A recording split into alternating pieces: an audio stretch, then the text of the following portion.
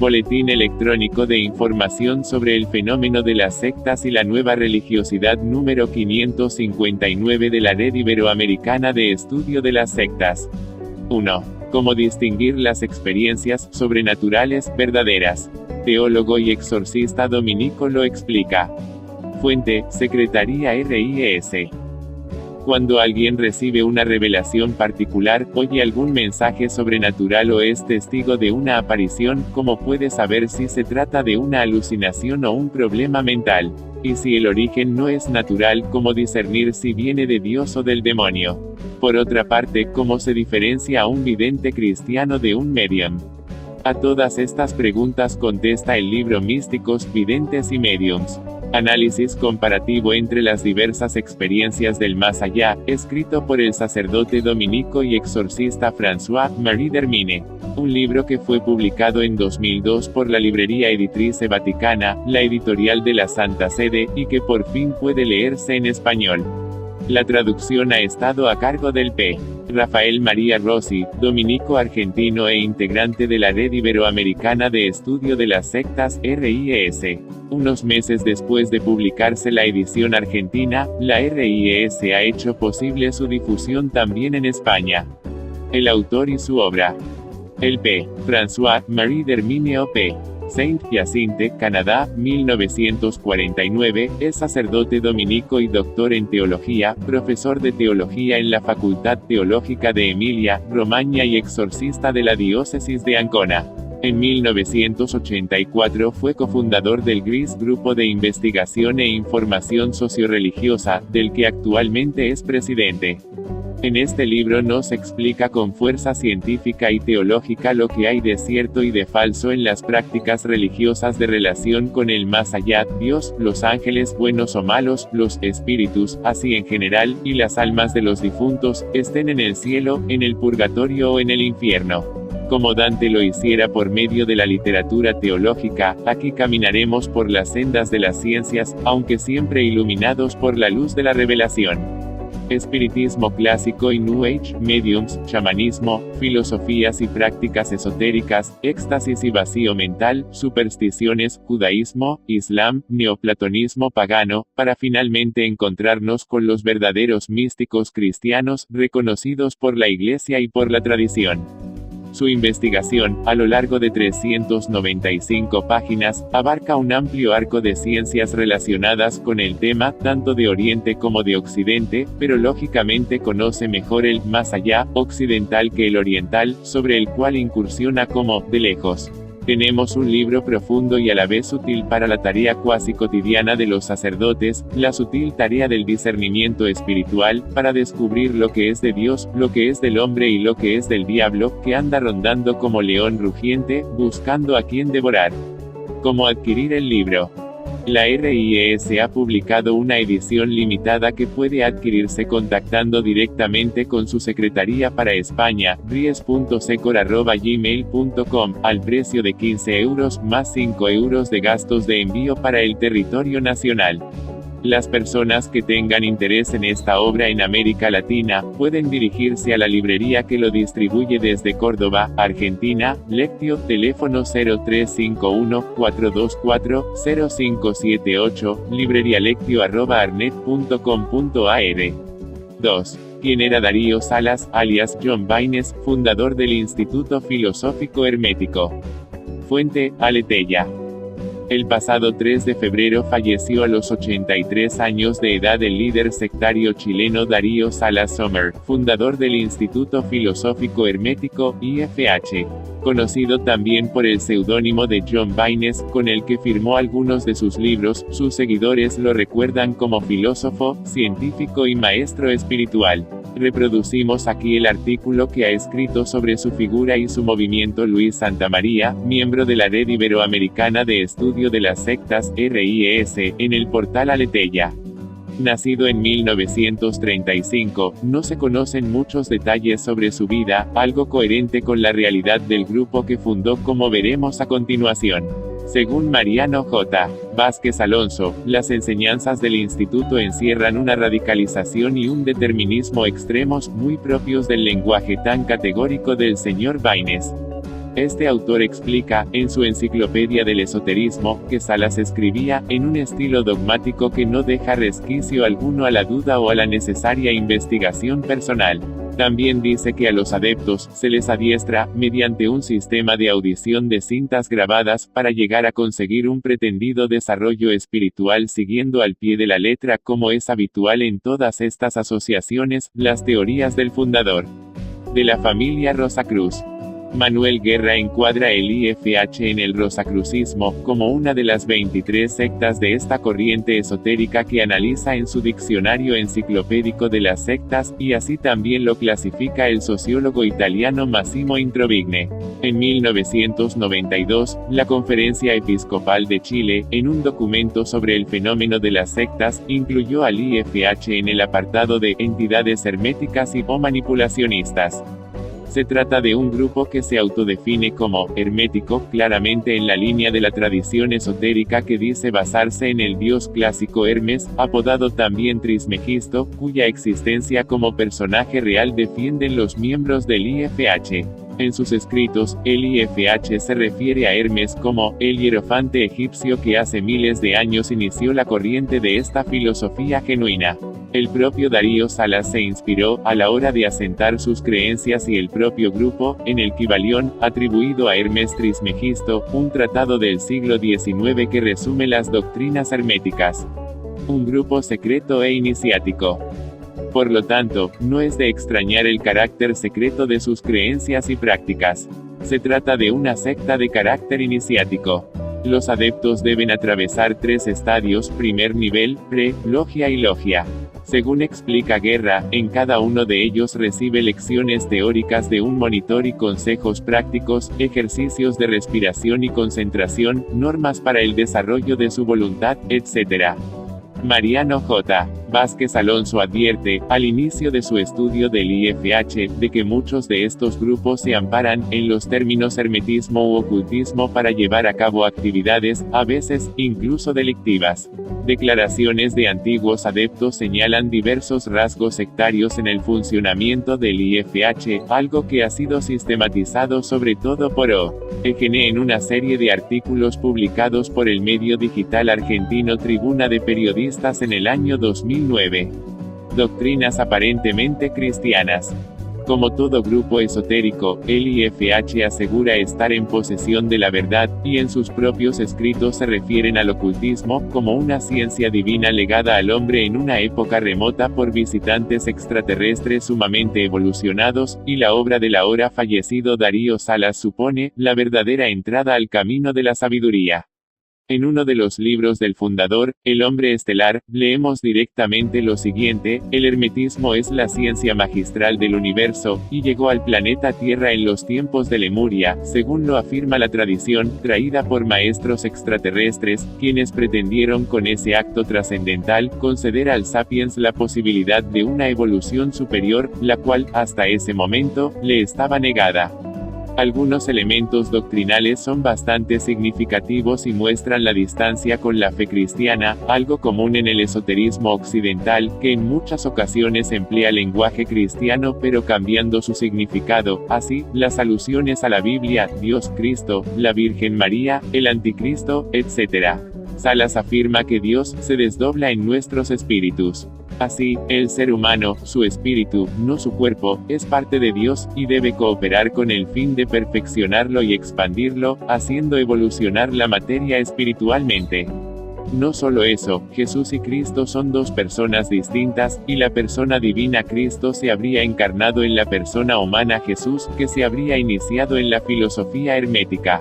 Según el fundador del IFH, Cristo es un ser superior que está en un punto de la escala evolutiva donde un ser humano podría tal vez llegar en millones de años de evolución, e identifica a los arcángeles con extraterrestres. Su visión del ser humano. Como explica Manuel Guerra, la secta cree en la reencarnación de las almas, aunque no de todas, pues muchas no sobreviven a la muerte, sino que son reabsorbidas por su fuente original o gran alma universal. Las demás almas permanecen distantes de la Tierra en la altura proporcional al estado de conciencia adquirido en su anterior reencarnación. Para el fundador del IFH, el ser humano es una máquina sin voluntad propia ni libre albedrío.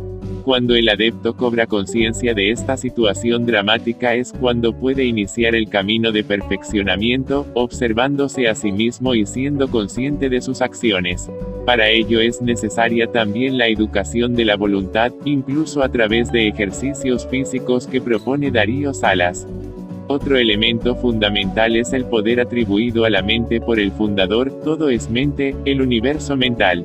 He aquí la clave maestra que nos permitirá conocer todos los arcanos y penetrar hasta el corazón mismo del Gran Padre, Madre Universal, o sea Dios.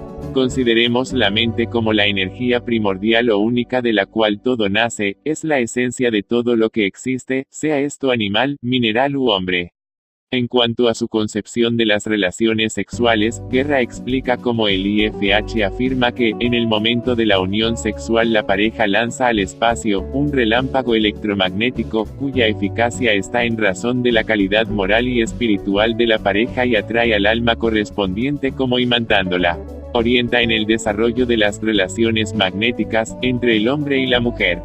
Una de las fuentes en las que bebe doctrinalmente el IFH es la obra del maestro Crum Keller, también conocido como maestro Huiracocha, diplomático mexicano, masón y fundador de la Fraternitas Rosicruciana Antigua y de la Iglesia Gnóstica, obispo gnóstico, y gran difusor del gnosticismo en Iberoamérica, y practicante de la magia sexual. Situación actual y riesgos. Entre las prácticas del IFH, Manuel Guerra destaca las siguientes: la meditación, la sanación, el autoanálisis, la relajación, un ayuno especial, algunos ejercicios que exigen un gran autocontrol y nervios de acero, etc. Según lo que publica el propio grupo, está presente en Chile con su sede central, Argentina, Colombia, Venezuela, Estados Unidos, España, Portugal, Italia, Bulgaria y Rusia. Hasta el momento de su muerte, todos los lunes el líder Darío Salas se dirigía por videoconferencia a sus adeptos de todo el mundo. En un estudio sobre la difusión del esoterismo en América Latina, Monseñor Boaventura Kloppenberg señalaba críticamente los puntos más discutibles de este tipo de movimientos, centrándose en el rosacrucismo, fanatismo por los maestros, intoxicación intelectual y embotamiento del sentido religioso. Es algo común en la nueva era, doctrinas aparentemente inocuas y estrafalarias, como son las del IFH, afectan profundamente a las convicciones de las personas que las asumen y defienden, en muchas ocasiones sin necesidad de que haya un grupo de referencia con dinámicas sectarias, y a las relaciones familiares, llegando a darse rupturas y divorcios. En el fondo hay una razón de un cierto elitismo espiritual. La persona que ha conseguido este conocimiento de verdades ocultas se encuentra en un nivel espiritual superior a las demás, y debe romper con las otras personas, aunque les unan vínculos familiares, para lograr su propio autoconocimiento, desarrollo integral o divinización. 3. Ex-adepta de la Cábala advierte, era una fábrica de psicópatas. Fuente, Aleteia. Una joven española que fue adoctrinada a través de Internet cuenta el trasfondo de este grupo esotérico. Su testimonio lo ha recogido Luis Santamaría, integrante de la Red Iberoamericana de Estudio de las Sectas, RIES, en este artículo publicado por Aleteia. Sara, nombre figurado, vive en una ciudad española. En torno a 2011, durante un año y medio fue seguidora de la Cábala, una corriente esotérica inspirada en el judaísmo pero totalmente dentro de la galaxia New Age. Ha compartido su testimonio con la Red Iberoamericana de Estudio de las Sectas, RIES, y lo extractamos aquí. De la radio a Internet. Con algo más de 30 años, Sara escuchó un día en Espacio en Blanco, el programa de misterios de Radio Nacional de España, a Michael Lightman, fundador y presidente del Instituto BNI Baruch para el estudio e investigación de la Cábala, que dice contar con más de 1 millón de seguidores o estudiantes. Un señor que dice ser doctor en filosofía y experto en medicina biocibernética. Pasaba por un momento personal durísimo en el que hubo problemas laborales, fallecimientos familiares, angustias económicas, sensación de soledad permanente, en fin, un mal momento vital, explica. Y fue cuando, escuchando a este señor con esa voz tan afable, me interesé inmediatamente por lo que contaba.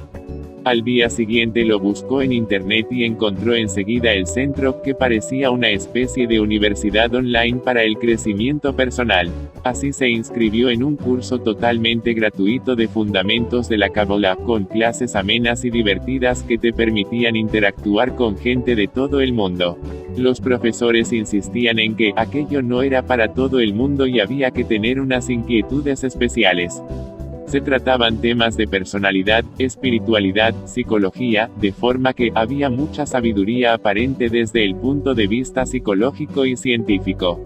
Sara se apasionó en el estudio, era mi momento más feliz del día, tanto por el conocimiento que adquiría como por el buen rollo reinante en las clases interactivas. El paso a la participación real. Otro compañero novato en la Cábala se puso en contacto con ella, proponiéndole participar en un encuentro físico en España de los que organiza el grupo a nivel mundial. Durante una jornada, Sara estuvo en un salón escuchando al rap, así llaman al líder que aparece en una gran pantalla, y que respondía a las preguntas de sus seguidores. Y es que se le considera el máximo representante del creador en la tierra. También se cantaban canciones y se hacían otras actividades. Estos congresos duran varios días y se retransmiten en directo para que puedan participar en ellos de manera virtual los adeptos de todo el mundo, que se reúnen en otras ciudades para hacer este seguimiento. Así, explica la ex adepta española, se intenta crear un vínculo aparente de amor entre todos los asistentes. Esta primera experiencia de encuentro real más allá de internet desbordó a Sara, que se derrumbó llorando cuando regresó a casa, pero sus compañeros de la secta se encargaron de explicarle que aquella reacción era normal, todo de acuerdo con el plan de la Cábala. Algo sí le extrañó, las malas relaciones que había entre hombres y mujeres, ya que es una filosofía profundamente machista y promueve una rivalidad constante. A las mujeres les corresponde siempre un segundo plano, y se les considera las vasijas a través de las cuales los hombres otorgan la luz. Abandono momentáneo, y regreso a la secta. Tras esa experiencia, Sara se prometió a sí misma no tener nada que ver con este movimiento nunca más, pero la insistencia del mismo compañero de antes la hizo participar en un nuevo evento en España, lo que supuso su vuelta al grupo. No me marché y transcurrieron los meses, algo de lo que después me arrepentí profundamente. Al repasar ahora lo que vivió, la ex adepta reconoce que es muy difícil explicar lo que ocurrió. Sencillamente, es una filosofía que te atrapa. También vemos esa fuerza del adoctrinamiento cuando afirma que, a pesar de todo, era tal el enganche con las lecciones online que me propuse seguir solamente por internet sin tener nada que ver con esa gente. Para hacernos una idea de la intensidad que suponía esa pertenencia, hay que tener en cuenta que las clases tenían lugar a diario, de 3 a 6 de la madrugada, hora de Israel. Y después del contacto en grupos virtuales y a través de Skype pasó de nuevo a encuentros esporádicos en la vida real que los últimos meses se convirtieron en reuniones semanales. Esto se intensificaba cuando se celebraban los congresos mundiales, generalmente en los EU o Israel, porque había que asistir, ya fuera física o virtualmente, casi las 24 horas del día, sin atender a las obligaciones cotidianas de los estudiantes. Un comportamiento extraño. Sara, que asegura haber dejado atrás todo el contenido doctrinal que le inculcaron, sin embargo recuerda bien las consecuencias prácticas en el día a día de los adeptos. Se nos enseñaba que cada cual hiciera lo que le correspondía sin preocuparse lo más mínimo de lo que hiciera el vecino, sin importar el grado de amistad, ya que entre nosotros nos llamábamos amigos. Una vez un compañero le dijo que si veías a un amigo drogándose o haciendo cualquier otra barbaridad, no podías intervenir, porque era lo que él tenía que hacer en ese momento y tú no podías interferir. Esto se basa en la enseñanza de que no existe el libre albedrío. No puedes obstaculizar las acciones de otra persona, porque todo lo que sucede es porque tiene que ocurrir, sea lo que sea. En el grupo, integrado por gente de un nivel socioeconómico y cultural medio, alto, se fomentaban las relaciones entre los componentes de la secta, y se alentaba el divorcio si uno de los dos cónyuges no pertenecía a la misma. Algo que también ha quedado en la memoria de Sara es la doctrina de que nosotros éramos Dios. Dios no estaba fuera de nosotros, sino dentro. Algo común en la nueva era y que pese a su apariencia positiva, tiene consecuencias disparatadas. Lo que nosotros hacíamos era, según ellos, jugar a un juego. Es decir, nada de lo que hacíamos era realidad, sino un juego, por lo que todo carecía de importancia, excepto el miedo a la expulsión de la organización. Proselitismo y enriquecimiento. Casi todos nosotros trabajábamos para la organización de forma absolutamente gratuita, ya fuera haciendo traducciones, ya fuera distribuyendo publicidad en las manifestaciones, en las que la secta nunca se identificaba como tal, sino que se disfrazaba de movimiento social o lo que fuera. En los flyers no aparecía mención alguna a la Cábala o a BNI Baruch. Además, se hacía mucho proselitismo camuflado online. Si bien al principio todo era gratuito, posteriormente, se empezaba a explicar que cuanto mayor compromiso, más desprendimiento material tenía que haber. De manera que, según reconoce Sara, se nos sacaba el dinero a espuertas. La suma de todos los factores es para esta ex adepta clara, era una fábrica de psicópatas. A través de diferentes técnicas te lavan el cerebro y acaban consiguiendo que no pienses por ti mismo.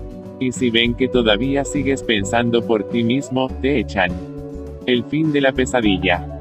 Y eso fue precisamente lo que le pasó a Sara. Me enviaron un correo electrónico, que todavía conservo, en el que me dicen básicamente que debo separarme del grupo durante 6 meses, pudiendo volver después de ese tiempo. En aquel momento, fue muy doloroso que personas con las que yo tenía una aparente amistad me dejaran de dirigir la palabra y me borraran de todos sus grupos. A pesar de todo, superé aquello con ayuda y desde luego que no volví a los 6 meses. Ya han transcurrido varios años y aquello se ha quedado en una pesadilla. Tras vivir esta experiencia, afirma directamente, jamás pensé que una cosa así me pudiera ocurrir.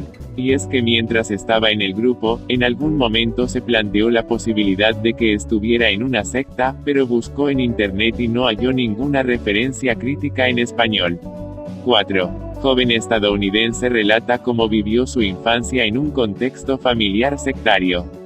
Fuente, BBC Mundo. Si eres un niño, las personas responsables de tu educación son tus padres o las personas que te cuidan. Pero ¿cómo puedes saber si estás recibiendo una buena crianza? La noticia sobre una chica de 17 años que escapó de su casa en Estados Unidos y denunció a sus padres por torturar a sus 12 hermanos encendió las alarmas, según explica BBC Mundo. Todos los hijos de la familia Turpin, también conocida como la familia feliz, fueron educados en su propio hogar, una práctica común en ese país, donde los padres pueden registrar su casa como una escuela privada.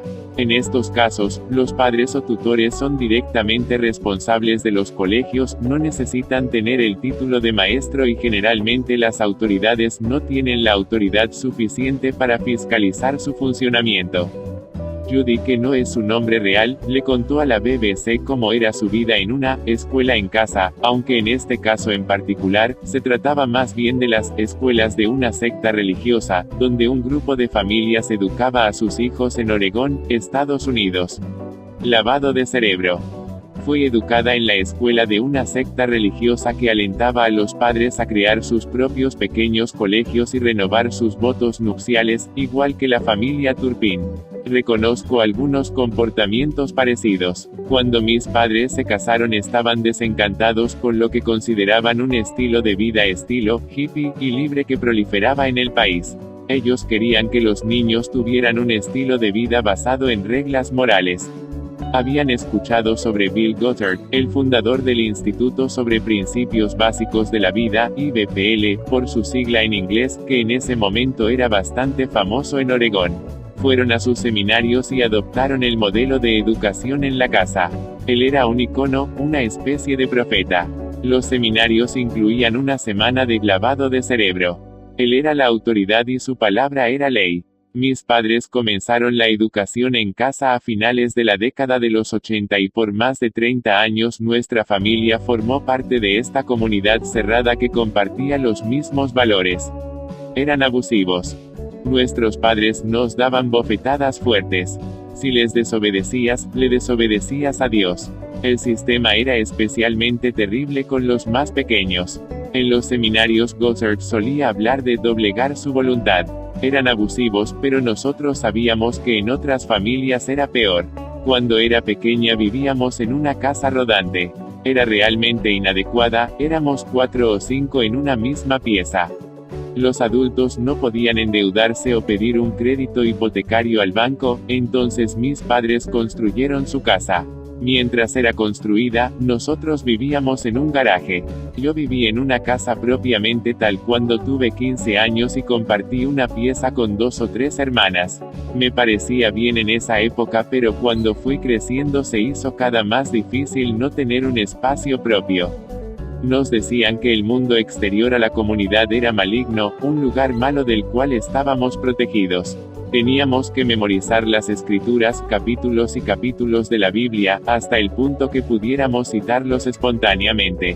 Me llevaba bien con mis hermanos porque tienes que hacerlo, es uno de los mandamientos. Podría no haber sido así en circunstancias normales. Había un orden jerárquico y muchos abusos o bullying en la familia. El abuso en las escuelas comunitarias llega a ser normalizado y muy escondido. No sabes que es normal. No teníamos televisión ni ningún contacto con ninguna persona ajena a nuestro círculo. Veíamos películas una vez a la semana en la casa de mis abuelos. Yo era una segunda madre. Éramos bien alimentados. Todos teníamos frenillos en nuestros dientes y estábamos sanos. Soy la segunda mayor de 9 hermanos y cuando mi madre daba a luz yo tenía responsabilidades de crianza. Las chicas no recibían incentivos para estudiar una carrera. Se esperaba que se quedaran en la casa y ayudaran en las labores de la casa. Me mantenían ocupada con mucho trabajo doméstico. Hacía de todo. Era como una segunda madre, especialmente cuando mi madre tenía depresión porque había perdido el 10º hijo. Mi padre se iba a hacer negocios en primavera y verano.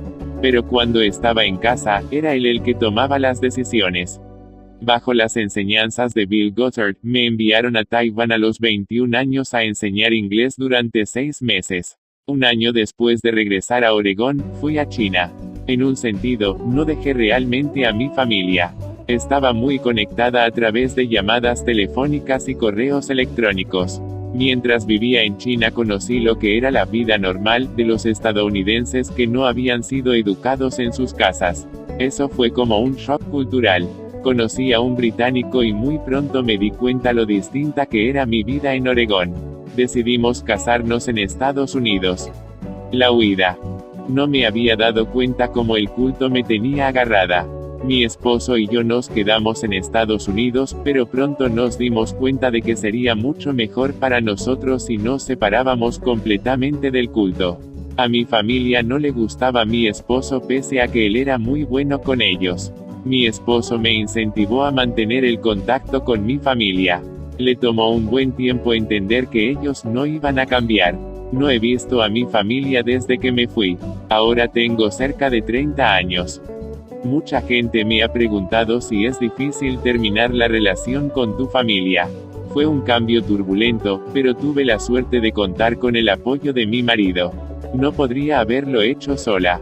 Me ha tomado mucho tiempo darme cuenta del alcance del abuso. Ahora que tengo 3 hermosos niños y soy parte de una verdadera comunidad y una iglesia, me doy cuenta de que mi crianza no fue normal. El periódico The Washington Post publicó que Bill Gossard renunció al movimiento IBPL en 2014 en medio de acusaciones de abuso sexual que él rechazó. En 2016, aparecieron nuevos detalles de una demanda legal interpuesta por 10 mujeres contra Gossard. 5. Brasil, la policía desarticula una secta que esclavizaba a sus adeptos. Fuente, Noticia Cristiana. Recientemente 13 personas fueron arrestadas, en varias ciudades del interior de Minas y en la capital de Sao Paulo, Brasil. Entre las 9 personas forajidas está un hombre conocido como Pastor Cícero, considerado el líder de la secta. Lo cuenta Ninro Ruiz Peña en el medio digital Noticia Cristiana. La Policía Federal realizó la mañana del pasado 6 de febrero una operación de arrestos contra Canaán, la cosecha final, la organización que dice estar traduciendo el verbo, la verdad que marca. Es considerada una secta ya que el grupo tiene un fuerte esquema de captación de nuevos fieles. Estaban siendo investigados desde 2011 y acusados de mantener fieles en situación análoga a la esclavitud. En los últimos 3 años los líderes han aumentado 3 veces el número de miembros. La policía interceptó 17 establecimientos, incluyendo restaurantes. El delegado Alexander Castro de Oliveira explicó que los funcionarios de los establecimientos comerciales prohibidos eran fieles que no recibían pago en efectivo. En Pozos de Caldas, la gerente del local fue presa, acusada de ser la responsable de la secta en la ciudad. La acción policial Operación de Vuelta a Canaán fue desencadenada en 2015 y terminó con 315 personas, las cuales fueron encontradas trabajando en condiciones de esclavitud en propiedades rurales y establecimientos comerciales en MG, BA y SP. La estimación de la policía es que casi 1000 personas están en la misma situación actualmente, indicando que la secta continúa actuando. Ellos trabajan en establecimientos variados sin recibir ninguna remuneración. Ellos tienen el patrimonio completamente usurpado por la secta. Cuando entran son inducidos a donar todo. En una reunión de líderes, transfieren el patrimonio a otras empresas, resume Oliveira. El monto de las operaciones realizadas en 2013 y 2015 indicaba que el grupo había acumulado un patrimonio estimado en más de 30 millones de dólares. La estimación es que el número de propiedades se ha duplicado. Chip de la bestia. El delegado explica que los líderes engañaban a las personas con su predicación religiosa. Ellos eran engañados. La promesa es que la bestia vendrá y los que estén dentro de las comunidades de los fieles no serán alcanzados el día del apocalipsis y el día del juicio final. Siempre un argumento religioso del más bajo nivel para engañar a esas personas, resume Oliveira. Las personas que fueron detenidas son investigadas por mantener trabajadores en condiciones de esclavitud, tráfico de personas, estelionato, organización criminal, falsedad ideológica y lavado de dinero. Mientras los miembros de la secta vivían en una situación precaria, los líderes tenían varios coches, apartamentos de lujo y altos valores en cuentas bancarias. Uno de los desafíos es convencer a los fieles a dejar la secta. Es un lavado de cerebro muy grande, en una situación que llega a dar pena. Ellos creen que si salen de allí, el gobierno va a colocar un chip en su cabeza y todo el mundo va a ser perseguido, concluye Oliveira. 6. Condena de prisión para la Rasputina coreana por su influencia ilegal en el gobierno del país. Fuente, El Español. Choi Soon-sil, conocida como la Rasputina, surcoreana, fue condenada el pasado 13 de febrero a 20 años de cárcel y a pagar una multa de 18.000 millones de wons, 13,4 millones de euros por ser el cerebro de la trama de corrupción que escandalizó al país asiático. Tal como leemos en El Español, Choi afronta esta pena como principal responsable de la amplia red de tráfico de influencias úrdida supuestamente junto a la expresidenta Park Geun-hye, quien fue parte destituida y encarcelada en marzo del año pasado y que se encuentra a la espera del veredicto por el mismo caso. La Rasputina, de 61 años y amiga íntima de Park, estaba acusada de 18 cargos, entre ellos abuso de poder, coacción y soborno, por los que la fiscalía había solicitado una pena de 25 años y una multa de 125.000 millones de wons, unos 94 millones de euros. Choi fue detenida en noviembre de 2016 al ser considerada la impulsora de la trama, a través de la cual intervino en asuntos de Estado, pese a que no ocupaba ningún cargo público, y extorsionó fondos a más de medio centenar de empresas que fueron a parar en buena parte a su fortuna personal. Extorsiones. Las empresas entregaban donaciones a fundaciones controladas por la Rasputina, y de las que obtenían pocos beneficios, según la sentencia del Tribunal del Distrito Central de Seúl, que ha concluido que dichas transacciones fueron resultado de la coerción ejercida por la expresidenta a petición de Choi. Entre las empresas extorsionadas se encontraban varios chaebol, los grandes conglomerados pertenecientes en su mayoría a clanes familiares como LG, Hyundai o el gigante Samsung, el mayor grupo empresarial del país.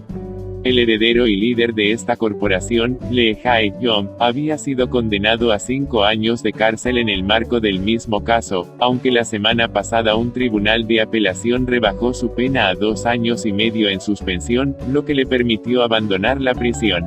En línea con la sentencia, los jueces consideraron que no había quedado probado que Samsung obtuviera favores gubernamentales dentro de la trama, aunque sí ratificaron la culpabilidad de forma pasiva de Lee por patrocinar el entrenamiento ecuestre de la hija de Choi, de 22 años, una ex jinete de doma clásica.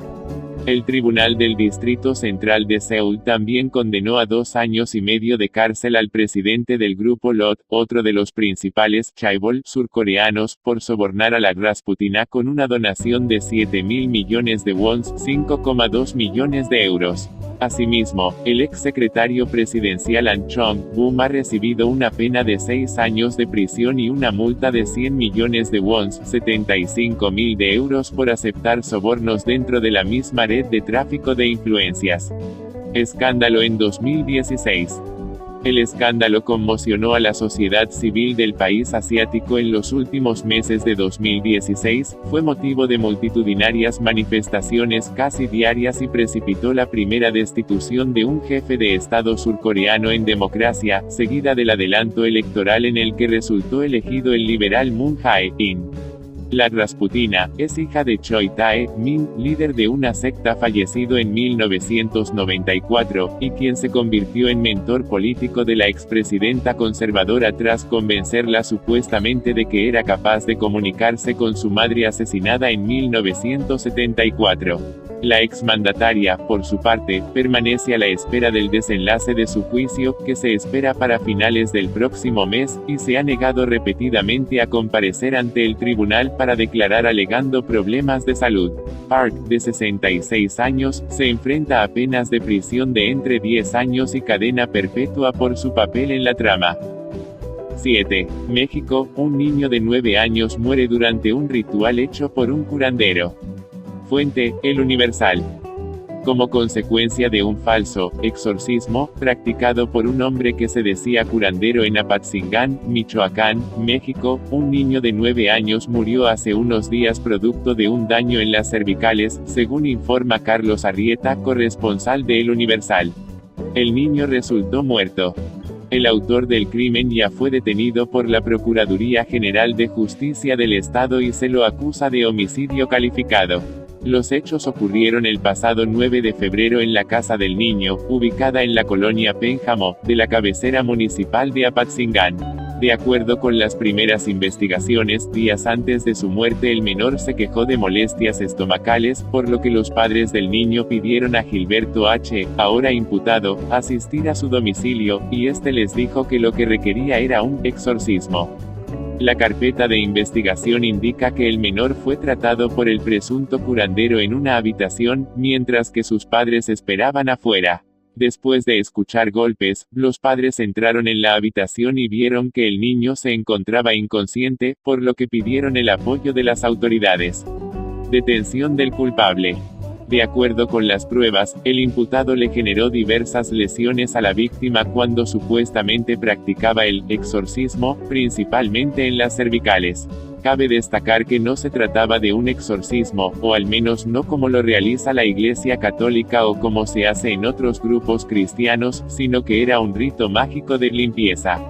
La PGJE estableció la posible responsabilidad de Gilberto H. y solicitó la orden de aprehensión en su contra, la cual fue cumplimentada por personal de la Fiscalía Regional.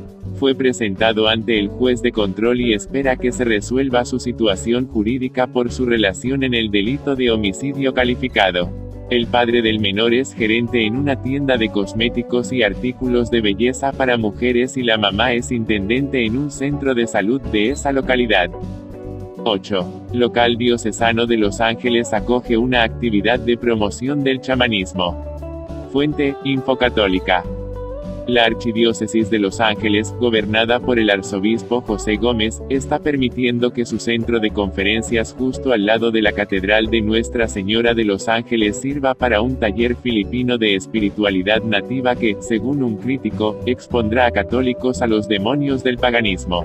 Según leemos en Infocatólica, la Cumbre de Capacitación en Bienestar Filipino, del 24 de febrero incluirá eventos como la Ceremonia Cultural de Apertura Indígena Araw, un taller de artes tradicionales de sanación de las Filipinas, y una introducción a los principios inspirados por babalaguos de autocuidado.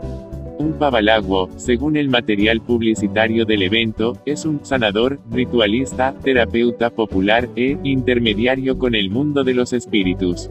Pero un escritor y evangelista católico familiarizado con las costumbres indígenas filipinas le dijo a LifeSite News que el evento tiene influencias paganas, y es espiritualmente peligroso. Exponer a los católicos a eventos y talleres de influencia pagana es de gran preocupación para mí, dijo Rex Cristano Delson a LifeSite News. Delson es un católico de segunda generación cuyo abuelo era un chamán pagano indígena, y quien revisó la información que publicitaba la Cumbre Filipina de Entrenamiento de Bienestar, y encontró un extraño parecido a la espiritualidad pagana que su familia finalmente rechazó cuando se hizo católico. Después de revisar su itinerario en línea, no pude dejar de notar la ceremonia de Araw, dijo. En la superficie, puede parecer totalmente inofensiva y deseable porque describe su propósito como disipar la negatividad en el medio ambiente al tiempo que anuncia la bondad, dijo. Después de leer el resto de la descripción de la ceremonia de apertura me di cuenta de que tenía un extraño parecido con los rituales y creencias paganas de mi tribu Igorot. La publicidad dice que la ceremonia Araw es una de las formas indígenas en que nuestros antepasados han participado milenios antes del dominio colonial, y que también está en línea con el proceso de disipar espíritus malévolos mientras invitamos a nuestros espíritus ancestrales a comunicarse y celebrar en el festividades. Delson le dijo a LifeSite News que estas prácticas son un intento de manipular fuerzas sobrenaturales. El acto de disipar e invitar a los espíritus es algo no cristiano y algunos igorots cristianos lo hacen hoy porque creen que los espíritus pueden ser manipulados por el hombre para trabajar a nuestro favor apaciguándolos a través de rituales y ofrendas, dijo. Algunos de estos espíritus son percibidos como malévolos y otros como benevolentes, pero, según explicó Delson, es importante comprender que todos estos espíritus son demonios.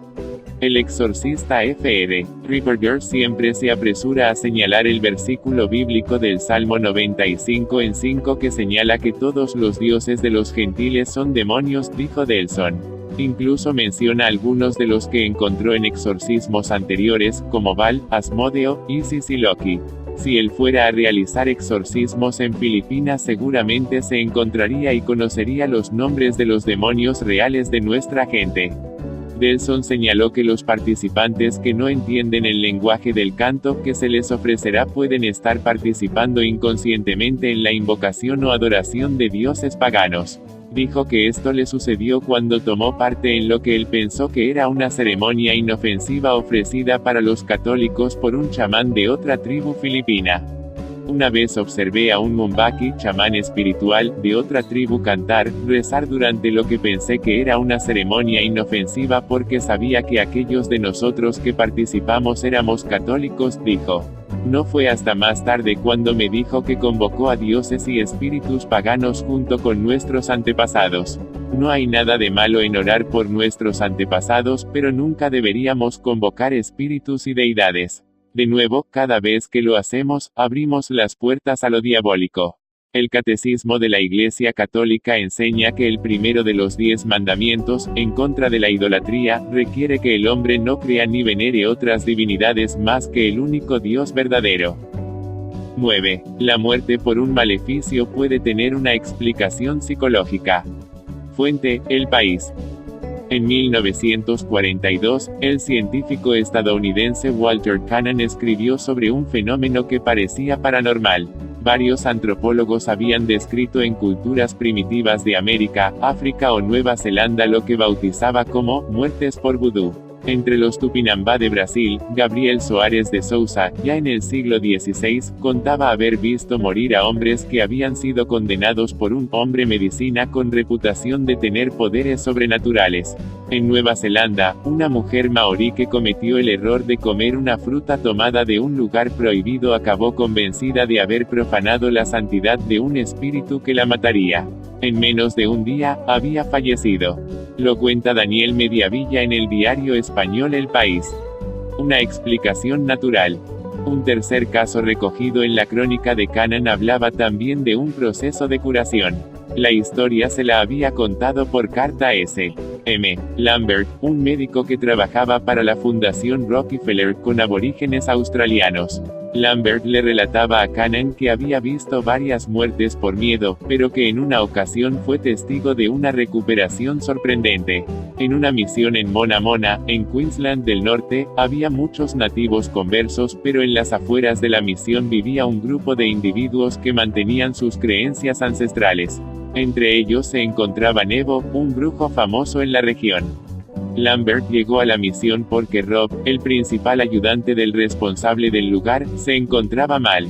El médico no fue capaz de encontrar fiebre, dolor u otras señales de enfermedad, pero resultaba evidente que Rob estaba muy enfermo y extremadamente débil.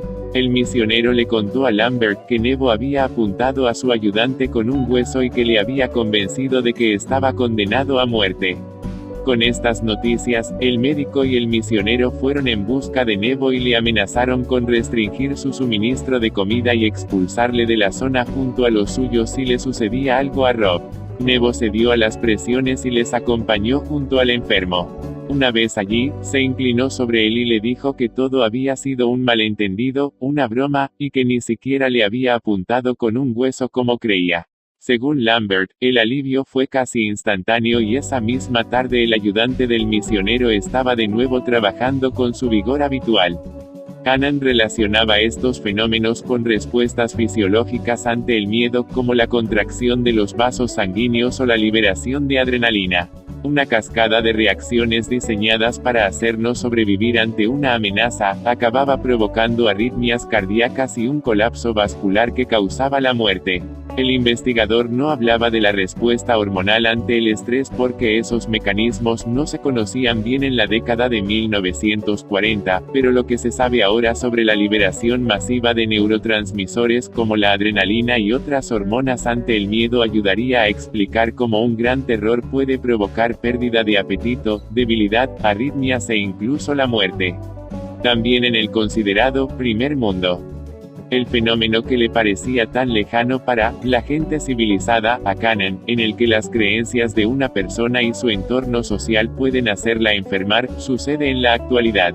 En China y el sudeste asiático, por ejemplo, se conoce como coro un síndrome cultural que hace pensar a los hombres que la sufren que sus genitales se están contrayendo y van a desaparecer, pese a que no exista evidencia alguna de que suceda en realidad. Pero este tipo de fenómeno se produce también en un país tan civilizado como Suecia. Allí, entre refugiados procedentes en su mayoría de las antiguas repúblicas soviéticas y de la antigua Yugoslavia se han registrado desde 1998 más de 1000 casos de lo que se ha calificado como una histeria epidémica. Niños y adolescentes de estas familias, muchos bien adaptados a la sociedad sueca, quedan sumidos en un estado de apatía profunda cuando son informados de que les han negado el permiso de asilo a sus padres y deben regresar a sus países. Poco a poco, se recluyen, dejan de comunicarse con otras personas, no comen, no beben, se vuelven incontinentes y acaban entubados, sin reaccionar siquiera ante estímulos dolorosos. En una mayoría de los casos, la recuperación llega cuando las autoridades suecas conceden a la familia el derecho de asilo, pero en ese proceso un paciente puede permanecer catatónico durante años. La explicación de lo que sucede en realidad no está clara, pero los médicos que conocen estos casos coinciden en que los pacientes no fingen. Y aunque por el momento este tipo de epidemia de apatía solo se ha dado en Suecia, expertos como Carl Sagan, del Instituto Karolinska, consideran que es un tipo de síndrome de conversión similar al coro en el que el entorno cultural desempeña un papel muy relevante. En un estudio sobre el fenómeno publicado en 2016, Sagan planteaba que la aceptación por parte del sistema médico sueco de la relación directa entre la concesión o denegación del asilo y la enfermedad podría estar creando nuevos casos. como en el caso de Rob entre los aborígenes australianos, que consideraba que ser apuntado por un hueso era una sentencia de muerte, en parte porque esa creencia era compartida por casi todas las personas de su entorno. Los jóvenes refugiados también pueden verse influidos por las creencias de la sociedad sueca y de sus médicos, que consideran la concesión del asilo la única cura del mal. Podría ser que los migrantes que vienen de esas regiones comparten el mismo contexto, que compartan algunos rasgos biológicos que les haga más propensos, y también puede estar relacionado con que comparten traumas distintos de otros grupos de refugiados, apunta Sayin. Pero también puede influir que se comuniquen más entre ellos que con otros grupos, y que el primer caso de este trastorno se diese en esa comunidad y a partir de ahí se extendiese entre ellos, añade. Sayin plantea que la forma de afrontar la cuestión en Suecia es parte del problema. Creo que al menos deberíamos plantearnos tratamientos alternativos a dedicarnos a esperar a que llegue una respuesta afirmativa a la demanda de asilo, porque mientras llega pueden pasar meses o años, asevera. También se han dado casos en el que pese a poder quedarse en Suecia, los enfermos nunca se recuperan del todo. Una de esas alternativas, puesta en marcha por los responsables de Solsidan, un hogar de acogida para menores con problemas, ha sido aplicar un sistema de estimulación de los pacientes mientras esperan la llegada del permiso de asilo. Según Sayin, se ha puesto a prueba recientemente con 30 individuos, que en un principio recibieron esa estimulación de sus padres. Después de un tiempo, los responsables del trabajo vieron que los padres no eran capaces de llevar a cabo este programa, que consistía en hacerles sentir cosas con las manos, oler comida y en general intensificar su relación con el entorno. Eso hizo que durante 2 meses se retirase a los padres la custodia de los menores y se les aplicase el tratamiento en un centro especializado. En ese tiempo, los síntomas revirtieron y los pacientes regresaron con sus familias. Es un método interesante, porque enfoca el problema de una forma diferente, pero también es muy fuerte separar a los niños de sus familias, señala Sayin. Es un tratamiento prometedor, pero hay que hacer un seguimiento para comprobar que funciona, remacha. Suecia ha aceptado durante años a más refugiados per cápita que cualquier otro país europeo. Solo en 2014, aprobó 31.220 solicitudes de asilo. Con 4,5 veces más población, España ha acogido desde el inicio de la crisis a 1.980 personas. Ese entorno de generosidad hacia los extranjeros ha sido el escenario de un síndrome único, que no se ha observado ni entre los refugiados de otros países europeos ni en los países de origen de los pacientes suecos. 10. Brasil, la policía desmiente que el asesinato de 2 niños tuviera carácter satánico. Fuente, primera edición. 2 niños descuartizados, y punto. Eso es lo único que quedó en pie tras el insólito revés judicial que sufrió la investigación que involucraba al argentino Jorge Adrián Alves, 33, en Brasil, después de que la Policía Civil de Río Grande do Sul confirmara el pasado 7 de febrero que la versión del sacrificio humano, publicada en los números 551 y 553 de Informes, fue, lisa y llanamente, una farsa orquestada por motivos aún confusos. Lo leemos en el medio Primera Edición. Con la boca abierta, una decena de periodistas escuchó atentamente las palabras del delegado Rogerio Baggio, titular de homicidios de Novo Hamburgo, quien anunció la liberación de los 5 detenidos que tenía la causa y la caída de las órdenes de captura que pesaban sobre Alves y el otro prófugo que hasta el momento tenía la investigación. Todo lo que teníamos hasta ahora es mentira. Todo. Fue una farsa. Los testigos que declararon mintieron con riqueza de detalles y lograron que la investigación siguiera el rumbo de un ritual satánico, pero finalmente llegamos a la verdad. El argentino Alves no tiene nada que ver y el hecho de que los niños sean argentinos también es mentira, confió a Primera Edición el propio Baggio, minutos después de atender a los medios brasileros en rueda de prensa. Giro en la investigación. Increíble pero real. La policía investiga ahora un plan orquestado por parte de un sujeto que fue detenido el pasado 7 de febrero por la mañana en San Leopoldo, a 10 kilómetros de Novo Hamburgo, quien habría sido el cabecilla de la puesta en escena. Todo resulta propio de una película de Hollywood. Bayo dio detalles este miércoles sobre cómo comenzó a descubrirse esa mentira. Cuando volví de mis vacaciones estudié el caso detalladamente. La desconfianza llegó con el segundo testigo, que fue quien habría visto cómo eran abandonados parte de los cuerpos en la calle donde luego fueron hallados. Ese testigo dijo que estaba con un compañero de trabajo, pero no supo precisar más detalles. Con los datos que nos brindó, encontramos a ese compañero en el estado de Santa Catarina, pero resultó ser un médico. ¿Qué hace un médico trabajando como albañil en una obra en construcción?, relató Bayo a este matutino. Ante las contradicciones, el testigo finalmente se derrumbó, entonces dijo que todo era mentira y confesó que el autor de la idea fue esta persona detenida en San Leopoldo. El delegado aclaró que se llegó a la verdad gracias a que investigamos la vida de todos los testigos. Supimos todos los detalles, los llamamos para una nueva declaración y entonces no tuvieron otra alternativa más que contar la verdad. Sobre la aprehensión registrada en la mañana del 7 de febrero, Bayo ratificó que ese sujeto fue apresado por inducir a los 3 testigos claves a mentir. Si bien no brindó mayores detalles para no entorpecer la investigación, ya que habría más involucrados, contó que estas 3 personas, los testigos, tenían dificultades financieras y fueron coaccionadas y orientadas por alguien que conoce la investigación y a los 5 investigados en un principio. Solo así se explica la riqueza de detalles que brindaron a la hora de declarar.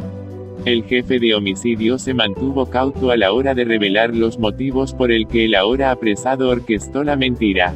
El motivo para incriminarlos no es personal, según entendemos. Ahora la verdadera motivación es motivo de investigación. Sin dudas, esta persona conoce muy bien la investigación policial, afirmó el funcionario policial. Bayo agregó que los 3 testigos claves fueron coaccionados bajo promesas de que recibirían un lugar para vivir, alimentos e incluso un salario, tras lo cual apuntó que la versión que brindaron fue tan creíble que 2 de ellos fueron incorporados al programa de protección de testigos.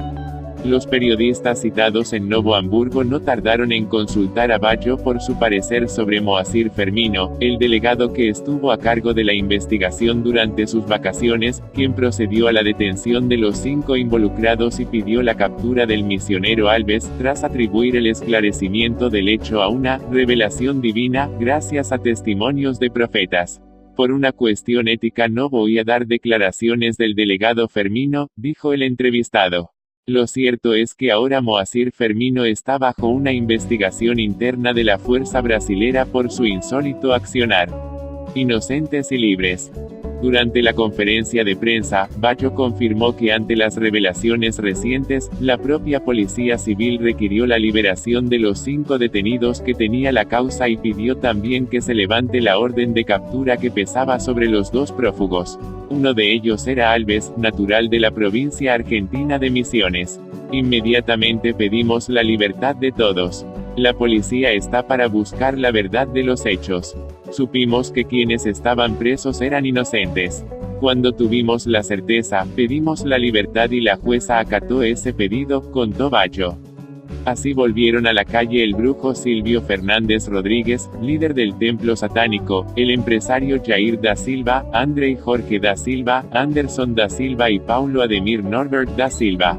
También se levantaron las órdenes de captura que pesaban sobre Alves y Márcio Miranda Brustolin. La orden de captura sobre Alves también cayó. En un 99% ellos son inocentes. Tuvieron su vida devastada, fueron públicamente condenados. Ahora no descartamos nada, no tenemos idea de lo que pudo haber sucedido con los niños. Estamos nuevamente en cero, confesó Bayo. Todos habían sido acusados por el sacrificio de los 2 niños, cuyos restos aparecieron el 4 de septiembre del año pasado en el barrio Lomba Grande de Novo Hamburgo. Alves había sido sindicado como el responsable de llevar los niños desde Argentina hacia Brasil para tal fin. Sin embargo, finalmente todo quedó en la nada y las autoridades ahora ratificaron que todos son inocentes. Todo fue una mentira, reiteró a Primera Edición, sobre el final, Bayo. Fue una farsa insólita pocas veces vista que atravesó incluso las fronteras. La RIES es una red de expertos y estudiosos católicos sobre el fenómeno sectario y la nueva religiosidad, presentes en España y Latinoamérica, y abarcando las zonas lusoparlantes. Pretende ofrecer, también con este boletín informativo, un servicio a la Iglesia y a toda la sociedad. La RIES no se responsabiliza de las noticias procedentes de otras fuentes que se citan en el momento debido. La RIES autoriza la reproducción de este material, citando su procedencia.